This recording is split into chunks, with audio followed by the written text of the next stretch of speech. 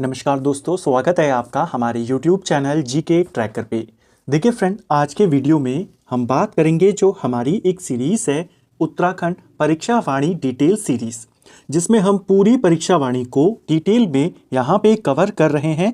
Chapter wise इसमें हम इनको देख रहे हैं। जैसे आप जानते हैं, अध्याय 8 हमारा चल रहा था। उत्तराखंड की कृषि से संबंधित सवालों को, उत्तराखंड के कृषि से संबंधित नोट्स को हम यहाँ पे कवर कर रहे थे। लास्ट वीडियो में हमने उत्तराखंड की प्रमुख फसलों के बारे में बात करी। यहाँ पर चाय का उत्पादन, फलों का उत्पादन और विविध जो इम्पोर्टेंट सवाल थे उनको देखा। आज की वीडियो हमारी अध्याय 8 की आखिरी क्लास होगी। इसमें हम कृषि से संबंधित जो इम्पोर्टेंट योजनाएं यहाँ पे चल रही हैं, जो इम्पोर्टेंट कृषि नीतियाँ हैं, एक कृषि को लेकर के जो इम्पोर्टेंट कार्यक्रम चलाए गए हैं और इम्पोर्टेंट तथ्य, इन सबको यहाँ पे कवर करेंगे। अगर आपने हमारी इस सीरीज़ की पिछली क्लासेस को नहीं देखा है तो प्लेलिस्ट से आप उनको देख सकते हैं। तो चलिए दोस्तों, आज की वीडियो को शुरू करते हैं। सबसे पहले बात करेंगे उत्तराखंड के जो कृषि नीति है यहाँ पे वो कब लागू हुई थी। देखिए, उत्तराखंड की दूसरी कृषि नीति ये आई 2018 में। ये है दूसरी वाली। आपसे पूछेगा पहली कृषि नीति कब आई थी, तो पहली कृषि नीति उत्तराखंड की 2011 में आई थी। बिल्कुल टू द पॉइंट नोट्स हैं और सभी इंपॉर्टेंट पॉइंट्स आपको यहां पर मिलेंगे। तो आपने ध्यान रखना है, राज्य की दूसरी कृषि नीति कब आई, 2018। पहली वाली कब आई, 2011। ठीक है। इसके अलावा इसके बाद आता है उत्तराखंड स्टेट सीड सर्टिफिकेशन अभिकरण। इसकी स्थापना कब करी गई। बीजों की जो भी बीज उत्तराखंड में बेचे जाते हैं या किसानों को मिलते हैं वो मानक स्तर के हैं या नहीं, उनका प्रमाणीकरण करना, उनको सर्टिफिकेट देना, ये काम करता है उत्तराखंड स्टेट सीड सर्टिफिकेशन अभिकरण। इसे बनाया गया था 14 मार्च 2001 में। ठीक है। डायरेक्ट फैक्ट बेस पे सवाल आता है, उत्तराखंड स्टेट सीड सर्टिफिकेशन अभिकरण कब बनाया गया था। ये बनाया गया था 2001 में 14 मार्च को। ठीक है। इसके बाद है ऑर्गेनिक सर्टिफिकेशन एजेंसी। जैविक खेती को लेकर, जैविक कृषि को लेकर के समिति बनी है, एजेंसी बनी है। इसे कब बनाया गया, इसे 8 जून 2006 को बनाया गया था। ठीक है। जैविक कृषि अधिनियम कब आया था। उत्तराखंड में जैविक कृषि अधिनियम ये 2019 में आया था और जैविक कृषि को लेकर के एक्ट बनाने वाला उत्तराखंड देश का पहला राज्य है। अभी तक जैविक राज्य जो था पहले देश का वो सिक्किम है, लेकिन जैविक कृषि को लेकर एक्ट बनाने वाला, अधिनियम बनाने वाला देश का पहला राज्य कौन है, उत्तराखंड है। उत्तराखंड को क्या घोषित किया गया है, ये क्वेश्चन पेपर में बना था, इतना सिंपल। उत्तराखंड को जैविक राज्य घोषित किया जा चुका है। ठीक है। और इसके ऊपर अधिनियम भी बना चुका है उत्तराखंड, जो 2019 में बना था, देश का पहला राज्य। इसके अलावा उत्तराखंड में कृषि भूमि को पट्टे पर देने की नीति भी तैयार करी गई है कि क्या क्या उसकी प्रोसेस होगी, क्या क्या प्रक्रिया होगी, और ऐसा करने वाला देश का पहला राज्य भी कौन है, उत्तराखंड है। तो खेती वाली जमीन को, कृषि भूमि को पट्टे पर देने के लिए नीति तैयार करने वाला देश का पहला राज्य कौन है, उत्तराखंड। ठीक है। इसके बाद है कृषि उत्पादन विपणन बोर्ड। किसानों को उनकी उपज का सही मूल्य मिल सके, इसके लिए एक कृषि उत्पादन विपणन बोर्ड यहाँ पे बनाया गया है। इसे बनाया गया था दिसंबर 2000 में। ठीक है। इसका भी आपने वर्ष याद करना है। इसके अलावा किसानों को कोई समस्या ना आए अपनी फसलों को बेचने के लिए और डायरेक्ट वो सरकार के संपर्क में या जो खरीदार है उनके संपर्क में रहकर अपनी फसल को बेच सकें, इसके लिए केंद्र सरकार ने एक परियोजना भी शुरू करी थी, ई नैम योजना। ई नैम योजना क्या है आपकी, इलेक्ट्रॉनिक नेशनल एग्रीकल्चरल मार्केट। ठीक है। इसके माध्यम से उत्तराखंड की 20 जो मंडियां हैं जहां पे अनाज को खरीदा बेचा जाता है, उन 20 मंडियों को इस ऑनलाइन जो ये आपका सिस्टम है इसमें आप जोड़ चुके हैं। उत्तराखंड में 20 मंडियों को इसके माध्यम से जोड़ा जा चुका है, जहां पर किसान अपनी जो उपज है वो ऑनलाइन बेच सकता है। तो सही से बेच सके उसके लिए कृषि उत्पादन विपणन बोर्ड कब बना था, 2000 में। और ई नाम भी अब उत्तराखंड में है। 20 से ज्यादा मंडियों को इसके माध्यम से उत्तराखंड की अभी तक जोड़ा जा चुका है। ठीक है। कृषि विविधीकरण परियोजना, ये उत्तराखंड में कब लागू हुई। जो कृषि विविधीकरण परियोजना है इसे उत्तराखंड में मई 2001 में लागू किया गया। बेसिकली यह योजना केंद्र सरकार की है। केंद्र सरकार ने इस योजना को सितंबर 1998 में लागू किया था। उत्तराखंड में यह योजना मई 2001 में आई थी। ठीक है। किसान रत्न सम्मान योजना, यह भी पेपर में पूछा गया है। जो किसान रत्न सम्मान योजना है, इसकी शुरुआत होती है 2010 में। ठीक है, वर्ष इंपॉर्टेंट है, वर्ष ही पूछा गया था। इसके तहत बेसिकली कृषि और पशुपालन क्षेत्र में उत्कृष्ट प्रदर्शन करने वाले चयनित किसानों को सम्मानित किया जाता है। यानी खेती में या पशुपालन में जिनका प्रदर्शन अच्छा होता है, जिनका योगदान काफी अच्छा होता है, उनको किसान रत्न सम्मान दिया जाता है। इसे कब शुरू किया गया? इसे 2010 में शुरू किया गया। ठीक है, अगला है एक इंपॉर्टेंट योजना है पीएम किसान सम्मान निधि। जो प्रधानमंत्री किसान सम्मान निधि है, इसे कब शुरू किया गया?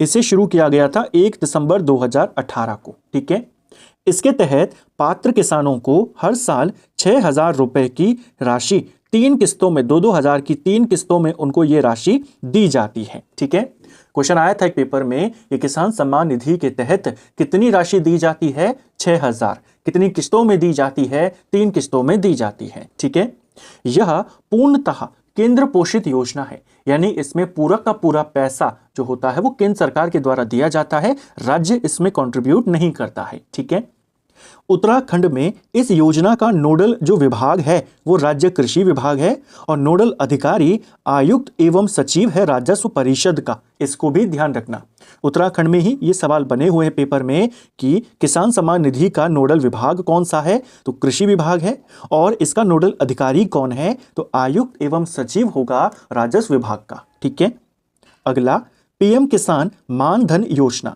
ये भी पूछी जा सकती है, जैसे किसान सम्मान निधि वाला पूछा गया था आपसे।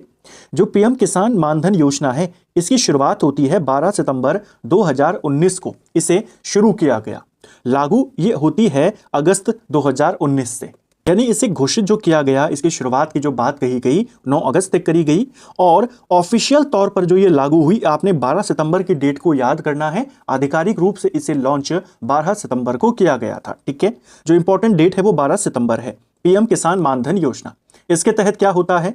यह एक स्वैच्छिक अंशदायी वृद्ध अवस्था पेंशन योजना थी।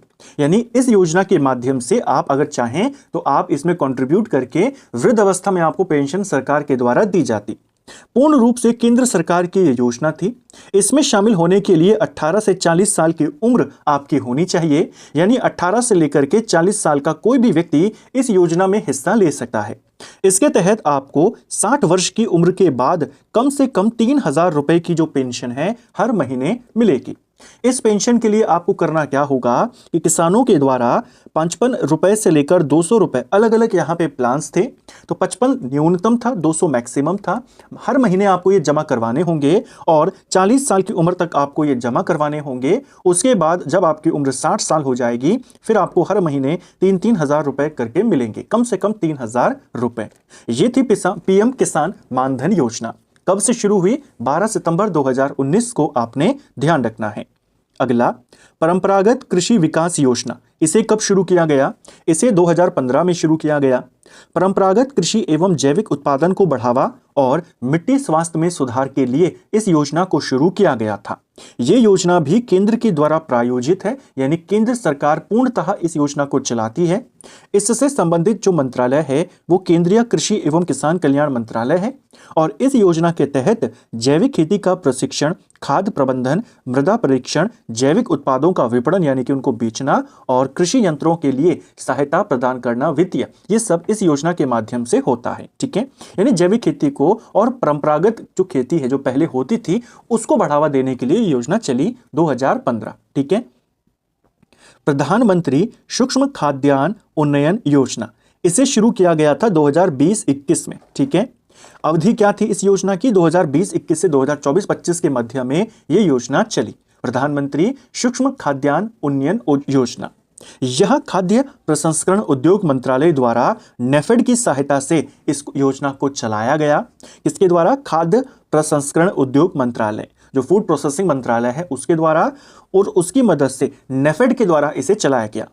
इस योजना के तहत सूक्ष्म खाद्य उद्यमों की स्थापना के लिए लागत का 35% या मैक्सिमम 10 लाख रुपए की आर्थिक सहायता प्रदान की जाती है। सूक्ष्म खाद्यान्न उद्यम अगर कोई स्थापित करता है इस योजना के माध्यम से, उसे उसकी लागत का 35% आर्थिक सहायता सरकार के द्वारा दी जाएगी।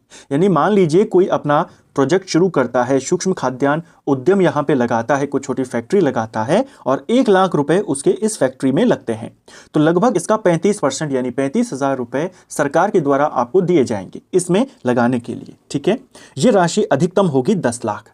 आपसे जैसे सवाल बनते हैं अब, तो वो आपसे कथन वाले क्वेश्चंस में ये बना सकता है कि मैक्सिमम कितनी राशि रखी गई है, कितना परसेंटेज रखा गया है, इसलिए ध्यान रखना है। यह है केंद्र का प्रयोजन या केंद्र का आइडिया। राज्य इसमें क्या करता है? उत्तराखंड राज्य सरकार, क्योंकि उत्तराखंड पर्वतीय राज्य है, तो पर्वतीय क्षेत्रों में अगर कोई ऐसी फैक्ट्री लगाता है तो उसे उसकी लागत का 25%, केंद्र 35 देता है लेकिन राज्य ने कहा हम भी इसे चलाएंगे, हम 25% देंगे और अधिकतम 5 लाख रुपए तक ही देंगे। ठीक है, या तो 25% देंगे या 5 लाख रुपए तक देंगे। ठीक है, यह योजना हर जनपदों से एक उत्पाद यानी ODOP, one district one product को बढ़ावा देने के लिए प्रयासरत है। यानी कौन सी योजना है जो एक जिला एक उत्पाद योजना को बढ़ावा देती है? यही वाली। ठीक है, इस योजना के तहत राज्य में एक इनक्यूबेशन सेंटर की स्थापना भी की गई है। वो पंतनगर विश्वविद्यालय, जो कृषि विश्वविद्यालय है वहां की गई है। ठीक है, अगला है Himalayan action research centre, hark जिसको हम कहते हैं। इसे कब स्थापित किया गया, इसका वर्ष याद कर लीजिए। हार्क जो है हिमालयन एक्शन रिसर्च सेंटर, इसे 1988 में बनाया गया था। ठीक है, ये भी क्या करता है? ये भी खेती को कैसे और बेहतर बनाया जा सके, खेती की जो पद्धति है, कृषि की जो पद्धतियां हैं, उसमें जो लोग लगे हुए हैं उनकी आय कैसे बढ़ाई जा सके, वहां पे टेक्नोलॉजी को कैसे बढ़ाया जा सके, उसके लिए ये संस्था काम करती है। ठीक है, अगला किसान क्रेडिट कार्ड योजना, इसे कब शुरू किया गया? देखिए, किसान क्रेडिट कार्ड योजना इसे अगस्त 1998 में शुरू किया गया, यानी ये योजना केंद्र सरकार की है। ठीक है, क्वेश्चन बना था एक बार पेपर में कि किसान क्रेडिट कार्ड योजना कब शुरू हुई? ये हुई थी 1998 में। 2023 में इसी को लेकर के एक सवाल पूछा गया था कि उत्तराखंड में कुल कितने किसान हैं जिनके पास किसान क्रेडिट कार्ड यहां पर मौजूद है? तो उत्तराखंड में टोटल एक्टिव किसान क्रेडिट कार्ड की जो संख्या है वो लगभग 5 लाख के करीब है, 4,88,973। इतना डीप में नहीं जाएगा, केवल वर्ष याद कर लीजिए कब शुरू हुई, 1998। राज्य में स्थापित बागानों को जंगली जानवरों से बचाने के लिए चलाई जा रही है। राज्य में जो बागान हैं उनको जंगली जानवरों से बचाने के लिए घेरबाड़ योजना यहाँ पे उत्तराखंड में शुरू की गई है। ठीक है, इसके माध्यम से जहाँ पर खेती होती है और जंगली जानवरों का आने का खतरा होता है, 50% राज्य आपकी मदद करता है ताकि आप वहाँ पर पूरी जो घेरबंदी है, बाड़ लगाना हो, वो आप लगा सकते हैं। ठीक है, अगला कोल्ड चेन, उत्तराखंड में कोल्ड चेन इकाइयां भी स्थापित की गई हैं।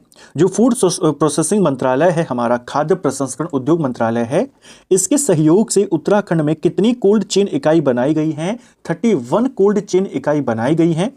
इन 31 में से सर्वाधिक उधम सिंह नगर में है 22, फिर हरिद्वार में है 4, फिर नैनीताल में 3 और देहरादून में 2। क्वेश्चन बन जाएगा केंद्र सरकार द्वारा सर्वाधिक कोल्ड चेन इकाइयां किस जनपद में लगाई गई हैं? उधम सिंह नगर 22 वहां पर है। उसके बाद आपके हरिद्वार में है 4, नैनीताल में 3, देहरादून में 2। ठीक है, इसके बाद अगला जो टॉपिक है वो है राज्य में पशुपालन, डेयरी विकास और रेशम विकास। देखिए, उत्तराखंड में पशुपालन को लेकर के किसकी कितनी संख्या है, कितना यहाँ पे कुल पशुधन संपदा है, कितने गौवंशीय हैं, कितने अन्य पशुधन हैं, ये आंकड़े आपसे नहीं पूछे जाते बेसिकली। ठीक है, बस आपने एक चीज यहाँ पे याद करना है, पशु जनगणना। पशु जनगणना कितने साल में होती है, ये सवाल आपसे पूछा जा सकता है। पशु जनगणना, जैसे हमारे देश की जनसंख्या हर 10 साल में गिनी जाती है, ऐसे ही हर 5 साल में पशु जनगणना होती है पूरे देश में। ठीक है, जो लेटेस्ट वाली पशु जनगणना है ये थी 21वीं जनगणना पशुओं की, जो आपके 2024 से 2025 के मध्य में हुई।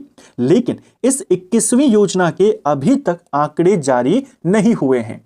जो लेटेस्ट पशु जनगणना है वर्तमान में जिसके आंकड़े जारी हैं वो 20वीं योजना है जिसके आंकड़े 2019 में आ गए थे। ठीक है, तो वर्तमान वाली के आंकड़े अभी जारी नहीं हुए हैं, आंकड़े नहीं पूछे जाते। बस इतना याद कर लीजिए, पशु जनगणना कितने साल के अंतराल में होती है? ये हर 5 साल में होती है।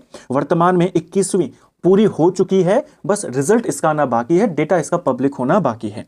तो 21वीं का रिजल्ट आएगा, 20वीं पूरी 2019 में हो गई थी। ठीक है, उत्तराखंड में अति हिमकृत वीर्य उत्पादन केंद्र कहां पर स्थापित है? ये क्वेश्चन पेपर में बना था। उत्तराखंड में अति हिमकृत वीर्य उत्पादन केंद्र देहरादून के श्यामपुर में स्थापित है। ठीक है, यह जो केंद्र है इसे ISO का 9001-2001 का स्तर प्राप्त है, यानी मान्यता प्राप्त ये केंद्र है। बहुत ही इंपॉर्टेंट है, लोकेशन इसकी कहां है? श्यामपुर। कौन से वाला? देहरादून। ठीक है। National cattle and buffalo breeding project, इसे कब शुरू किया गया था पूरे देश में? इसको शुरू किया गया था 2002-2003 में। ठीक है। इसके अलावा गौ विज्ञान एवं प्रौद्योगिकी संस्थान, इसे कहां पर बनाया गया है? तो राज्य में गौ विज्ञान एवं प्रौद्योगिकी जो संस्थान है वो ऋषिकेश के पशुलोक में स्थित है। पशुलोक आश्रम की स्थापना किसने करी थी? कमेंट बॉक्स में आप बताएंगे। गांधी जी की शिष्य थी और उनका मूल नाम क्या था वो भी। ठीक है। पशुलोक और पंतनगर में 2 चारा बैंकों की स्थापना भी की गई है। राज्य में चारा बैंक कहां पर बनाए गए हैं? एक पशुलोक में ऋषिकेश में और एक आपके उधम सिंह नगर के पंतनगर में। महिलाओं की श्रम बचत के लिए हर ब्लॉक में, राज्य के हर ब्लॉक में एक एक चारा बैंक भी बनाया गया है। 2 इंपॉर्टेंट बनाए हैं, पशुलोक में, पंतनगर में, और हर ब्लॉक में भी एक एक चारा बैंक बनाए गए हैं ताकि महिलाओं को यहां पे आसानी से चारा मिल सके। ठीक है। बात करेंगे अब डेयरी विकास की। उत्तराखंड में पहला दुग्ध संघ जो स्थापित किया गया था, राज्य का पहला दुग्ध संघ, यहां पे लिखना इसे, ये स्थापित किया गया था 1949 में, हल्द्वानी में इसे स्थापित किया गया था। उत्तराखंड का पहला दुग्ध संघ कहां पर बना? हल्द्वानी में 1949 में बना था। ठीक है। इसके अलावा उत्तराखंड में डेयरी विकास को लेकर कई सारी योजनाएं यहां पे चलती है, जिसमें से एक है गंगा गाय महिला डेयरी योजना। इसे कब शुरू किया गया था? 2014-15 में शुरू किया गया था। ठीक है।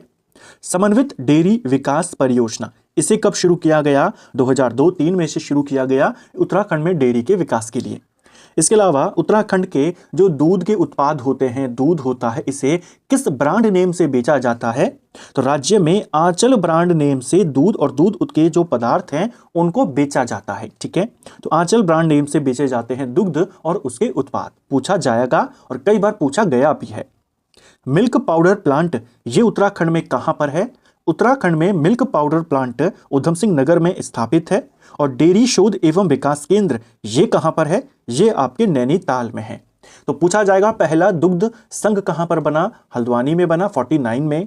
मिल्क पाउडर प्लांट कहां पर है? उधम सिंह नगर में। डेयरी शोध एवं विकास केंद्र कहां है? नैनीताल में। ठीक है। अब बात करते हैं भेड़ और ऊन विकास की। इसके लिए उत्तराखंड में एक बोर्ड बनाया गया था, उत्तराखंड भेड़ एवं ऊन विकास बोर्ड। और इस बोर्ड के माध्यम से 2004-5 में एक योजना, एक कार्यक्रम शुरू किया गया, एकीकृत ऊन विकास कार्यक्रम योजना। ठीक है। इसको कब शुरू किया गया? 2004-5 में, ताकि उत्तराखंड में ऊन का जो विकास है, ऊन क्षेत्र का जो विकास है, उससे ज्यादा बढ़ावा दे सके। ऊन विश्लेषण प्रयोगशाला की स्थापना करी गई, कहीं पर ऊन के क्रय विक्रय के केंद्र स्थापित किए गए। इसके अलावा उत्तराखंड में अंगोरा बकरी प्रजनन प्रक्षेत्र भी स्थापित किए गए। जो अंगोरा बकरी होती है, जिससे अंगोरा ऊन प्राप्त होता है, वो भी यहाँ पे बने हैं। 5 जगहों पर उत्तराखंड में ये स्थापित किए गए। एक चमोली के ग्वालदम में, दूसरा टिहरी के कोपरधार में, तीसरा अल्मोड़ा के लमगड़ा में, चौथा अल्मोड़ा के ताड़ी खेत में और 5वां चंपावत में। इसको भी आपने ध्यान रखना है। ठीक है, कि राज्य में अंगोरा बकरी प्रजनन प्रक्षेत्र कितने हैं? 5 है। कहां कहां पे है? तो एक चमोली में है, एक टिहरी में है, एक आपका चंपावत में, 2 अल्मोड़ा में। ठीक है।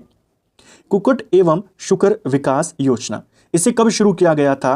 तो कुक्कुट विकास हेतु राज्य में 7 राजकीय कुक्कुट प्रक्षेत्र बनाए गए हैं, जिनमें से 3 इंपॉर्टेंट हैं। एक आपके पशुलोक में है, एक हवाला बाग में है और एक पिथौरागढ़ के विण में यहाँ पे स्थापित है। ठीक है। ज्यादा इंपॉर्टेंट पॉइंट नहीं है, लेकिन फिर भी आप याद कर सकते हैं कि 3 इंपॉर्टेंट कहां पर हैं, एक ऋषिकेश के पशुलोक में, हवाला बाग में और पिथौरागढ़ के विण में। रेशम विकास की बात करते हैं, यहां से सवाल बन जाते हैं। राज्य में रेशम उत्पादन को गति देने के लिए उत्तराखंड में कोऑपरेटिव रेशम फेडरेशन का गठन किया गया था। किस वर्ष इसे स्थापित किया गया? इसे 2002 में देहरादून में बनाया गया था। ठीक है। राज्य में अलग अलग प्रकार का रेशम यहाँ पे होता है, जिसमें मलवरी, टसर, मूंगा, एरी, ये सारे इंपॉर्टेंट हैं। ठीक है। यहाँ से उत्पादित होने वाला मूंगा कोया गुणवत्ता के मामले में सर्वोत्तम माने जाने वाले असम के कोये के बराबर है। जो मूंगा कोया रेशम होता है, जो सबसे श्रेष्ठ माना जाता है, वो असम का माना जाता है। उत्तराखंड की तुलना असम के इस वाले रेशम से होती है, इसे भी ध्यान रखना। ठीक है। अब कुछ इंपॉर्टेंट तथ्य हैं उनको बात करते हैं। मिश्रित वन खेती मॉडल, इसकी शुरुआत किसने करी थी? जो मिश्रित वन खेती मॉडल था इसे जगत सिंह चौधरी जंगली के द्वारा शुरू किया गया था। ठीक है, इनको आर्यभट्ट सम्मान भी मिला है, 2006 में इनको यह सम्मान मिला था। राज्य में वन पंचायतों का गठन कब किया गया? कई बार यह सवाल बना है। उत्तराखंड में वन पंचायतों का गठन 1931 में हुआ था। ठीक है, वर्तमान में वन पंचायतों के अधीन कितने प्रतिशत वन आते हैं? लगभग 19%, 18.86% है, यानी लगभग 19% के करीब जो वन है वन पंचायतों के अधीन है। वन पंचायतों के कुल सदस्य कितने होते हैं? एक वन पंचायत में कम से कम आपके टोटल 9 सदस्य होते हैं। इसे भी ध्यान रखना है, वन पंचायतों को लेकर सवाल बन जाते हैं, बने हुए हैं काफी, तो पूछा जा सकता है इसमें टोटल सदस्य कितने होते हैं? 9। इन 9 में से 4 महिलाओं का होना अनिवार्य है, यानी 9 सदस्य होंगे, 4 महिला, यानी 50% महिला सदस्य का होना, लगभग 50% अनिवार्य है। ठीक है, राज्य में पौधरोपण नीति कब लागू की गई थी? उत्तराखंड में जो पौधरोपण नीति को लागू किया गया था वो 6 जून 2006 को लागू किया गया, और ऐसा करने वाला उत्तराखंड देश का पहला राज्य था। ठीक है, पौधरोपण नीति आपने 6 जून को ही पहला रेफरेंस देना है, जनवरी को नहीं। ठीक है, इको टास्क फोर्स ये कब बनी थी? वनों को लेकर के ये फोर्स बनाई गई थी, इको टास्क फोर्स, इसे 2008-9 में किया गया। इस फोर्स को बनाने के, इको टास्क फोर्स बनाने के 3 इंपॉर्टेंट उद्देश्य थे। पहला, भूतपूर्व सैनिकों को रोजगार देना, दूसरा, वनीकरण में वृद्धि करना, और तीसरा, वनों की सुरक्षा करना। तो क्वेश्चन बन जाएगा, भूतपूर्व सैनिकों को रोजगार देने के लिए जो इको टास्क फोर्स है कब बनी थी? आप कहेंगे 2008-9 में। वनीकरण में वृद्धि, वनों की सुरक्षा के लिए जो इको टास्क फोर्स बनी वो कब बनी थी? तो आप कहेंगे 2008-2009 में। ठीक है, तो इसको भी आपने ध्यान रखना है। तो फ्रेंड्स, ये था हमारा आज का वीडियो जिसमें हमने उत्तराखंड जीके के इंपॉर्टेंट नोट्स यहाँ पे कवर किए। अध्याय 8 हमारा कंप्लीट हुआ। अगला जो चैप्टर है वो आपका काफी बड़ा चैप्टर है, उत्तराखंड के पर्यटन स्थल। हमने लास्ट टाइम जब जिला दर्शन को कवर किया था, जिला सीरीज हमने कवर की, वो एमसीक्यू के फॉर्मेट में कवर की थी। उस चैप्टर के माध्यम से आपका थ्योरी के फॉर्मेट में भी पूरा जिला सीरीज और जो इंपॉर्टेंट पर्यटन स्थल हैं सभी किताबों का मिक्सचर है वो एक बार फिर से आपका रिवाइज हो जाएगा। क्योंकि वो चैप्टर बहुत बड़ा है तो उसके साथ साथ जो संस्कृति वाला चैप्टर है, उत्तराखंड की संस्कृति, सांस्कृतिक तत्व, उसको भी हम साथ में शुरू करेंगे। कुछ दिन क्लासेस आपकी पर्यटन वाले चैप्टर की आएंगी, कुछ क्लासेस आपकी सांस्कृतिक तत्व की आएंगी, ताकि हमारा आगे का भी क्लासेस जो है वो लगातार चलती रहें। उम्मीद करता हूं आपको आज का वीडियो पसंद आया होगा। अगर आपको ये वीडियो पसंद आई है तो वीडियो को लाइक करें, चैनल पर नए हैं चैनल को सब्सक्राइब करें, अपने दोस्तों के साथ शेयर करें। वीडियो आपको कैसा लगा कमेंट बॉक्स में हमें ज़रूर बताएं। Thank you friends.